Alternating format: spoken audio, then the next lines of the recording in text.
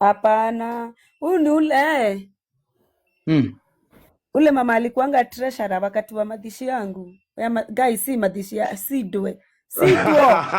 Wali ulikufa. Ukajua treasurer wako ni mgani? Hiyo nani? Hadi alikuwa treasurer kwa mazishi yangu. Sijaisikia hiyo. Ukafufuka kwani yeye Yesu. Ulisulubiwa ama niko. Alikuwa treasurer kwa mazishi yake. Mazishi yako. Kwa nini mniambie hivyo? Sio umesema. Sijaisikia hivyo. Umesema. Haikuwa mazishi yangu. Alikuwa treasurer kwa mazishi yangu. Mwambie kuja mimi nitakuwa treasurer yetu. Mwambie atakuwa treasurer ya harusi yetu mimi na yeye. Sawa, yetu sio mazishi. Harusi sawa. Yetu na yeye sio